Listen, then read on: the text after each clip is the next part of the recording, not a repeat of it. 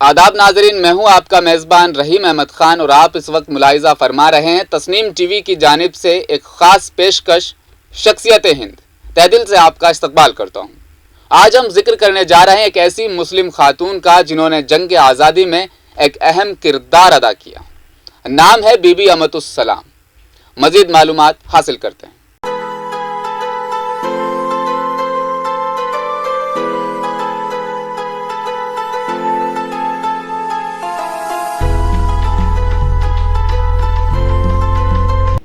Be be امت السلام، جن کا بچپن سے یہ یقین تھا کہ انگریزوں کی غلامی سے آزادی صرف گاندھی وادی طریقوں سے حاصل کی جا سکتی ہے، 1907 میں پنجاب کے پٹیالہ میں راجپوتانہ خاندان میں بی بی امت السلام پیدا ہوئی تھی۔ ان کے والد کرنل عبدالحمید اور والدہ امت الرحمان تھی۔ امت السلام 6 بڑے بھائیوں کی چھوٹی بہن تھی۔ ان کی صحت بچپن سے ہی بہت نازک تھی۔ وہ اپنے سب سے بڑے بھائی آزادی کے جنگجو محمد عبدالرشید خان سے متاثر تھی۔ اپنے بھائی کے نقش قدم پر چلتے ہوئے انہوں نے ملک کے لوگوں کی خدمت کرنے کا فیصلہ کیا۔ امت السلام نے کھادی تحریک میں حصہ لیا اور اپنے بھائی کے ساتھ انڈین نیشنل موومنٹ کی اجلاسوں میں شرکت کی۔ وہ مہاتما گاندھی اور سیوا گرام آشرم کے عدم تشدد کے نظریہ کی طرف راغب ہوئی۔ انہوں نے سیوا گرام آشرم میں شامل ہونے کا فیصلہ کیا اور 1931 میں وہاں چلی گئی۔ انہوں نے آشرم میں شمولیت اختیار کی اور آشرم کے سخت اصولوں پر عمل کیا۔ اپنی بے لوث خدمت سے وہ گاندھی جوڑے کے بہت قریب آ گئی۔ وہ امت السلام کو اپنی لاڈلی بیٹی سمجھتے تھے۔ ہندوستانی قومی تحریک کے دوران وہ گاندھی جی کی اجازت سے اپنی بیماری کے باوجود 1932 میں دیگر خواتین کے ساتھ جیل چلی گئی۔ جیل سے رہائی کے بعد وہ سیوا گرام پہنچی اور گاندھی جی کے ذاتی معاون کے طور پر ذمہ داریاں سنبھال لی۔ انہوں نے کہا کہ آزادی کے حصول کے علاوہ ہندوؤں اور مسلمانوں کے درمیان ہم آہنگی، ہریجنوں اور خواتین کی فلاح و بہبود ان کی زندگی کے مقاصد تھے۔ جب فرقہ وارانہ فسادات پھوٹ پڑے تو انہوں نے گاندھی کی سفیر کے طور پر شمالی مغرب سرحد، سندھ اور نوکھلی کے علاقوں کا دورہ کیا۔ انہوں نے علاقوں میں حالات کو معمول پر لانے کے لیے 20 دن تک ستیہ گرہ منعقد کیا۔ آزادی کے بعد انہوں نے خود کو عوامی خدمات کے لیے وقف کر دیا۔ انہوں نے قومی یکجہتی اور فرقہ وارانہ ہم آہنگی کو فروغ دینے کے لیے ہندوستان کے نام سے ایک اردو میگزین نکالا۔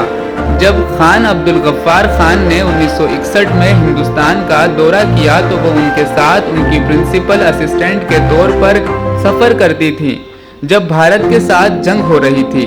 1962 میں چین اور 1965 میں پاکستان کے ساتھ انہوں نے اپنے گود لیے ہوئے بیٹے سنیل کمار کے ساتھ پہاڑوں یا جنگی علاقوں تک پہنچنے کے لیے اپنے فوجیوں کی حوصلہ افزائی اور ان کی خدمت کرنے کے لیے تمام تکلیفیں برداشت کی۔ بی بی امت السلام، جنہوں نے اپنی تمام زندگی گاندھیائی نظریے پر گزاری، 29 اکتوبر 1985 کو انہوں نے آخری سانس لی۔ سابرمتی آشرم کے اصول بے حد سخت تھے۔ گاندھی جی کا یہ تجربہ گاہ سخت نظم و ضبط میں اپنے آپ کو مضبوط بنانے کے لیے مشہور تھا کہ ملک کی خدمات کے لیے کارآمد ہو سکتا تھا، لیکن آشرم کے اصولوں کے مطابق ہر ایک کو اپنا صحت کا سرٹیفکیٹ دینا پڑتا تھا۔ آخر ایک دلچسپ واقعہ آئیے سنتے ہیں۔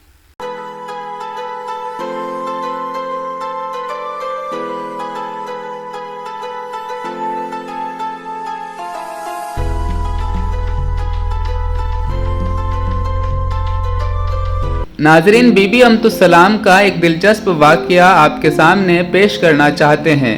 بی بی امت السلام کو بچپن سے پھیپھڑوں کی بیماری تھی، جس کی وجہ سے ان کا گاندھی آشرم میں رہنا مشکل تھا۔ جب وہ سرٹیفکیٹ لینے اپنے شناسا ڈاکٹر کے پاس پہنچی تو ڈاکٹر نے کہا کہ اگر آپ کہیں تو اپنے سرٹیفکیٹ پر میں لکھ دوں کہ آپ بالکل صحت یاب ہیں، آشرم میں آپ کو داخلہ مل جائے۔ لیکن امت السلام نے ڈاکٹر سے کہا کہ ایسا نہ کرو، جو صحیح ہو اسے ہی لکھو۔ डॉक्टर ने लिखा कि वो बहुत बीमार है और इनके फेफड़े कोई काम करने के काबिल नहीं है। फिर अहमदुस्सलाम ने वही कहा। सबूत आश्रम को ख़त भेजा गया। ये सर्टिफिकेट देखने के बाद यकीनी था कि उन्हें आश्रम में दाखिला नहीं मिलेगा। आश्रम से जवाब आया कि आपको आश्रम में रहने की इजाज़त नहीं है, लेकिन आप आश्रम में आ सकती हैं। कुछ देर और देखने के बाद ये पता चला कि वो बेलौस खिदमत का नज़रिया उनका बहुत ज़्यादा वक्फ तरीन था। आश्रम को देखकर इतने कम अरसे में इतने खुश हुए कि महात्मा गांधी ने हमेशा अपनी बीमारी का बहाना बनाकर उसे साबरमती आश्रम में रहने की इजाज़त दी। नाज़रीन, आज की इस किस्त में फ़िलहाल इतना ही। मुझे दीजिए इजाज़त। आप देखते रहिए तस्नीम टीवी।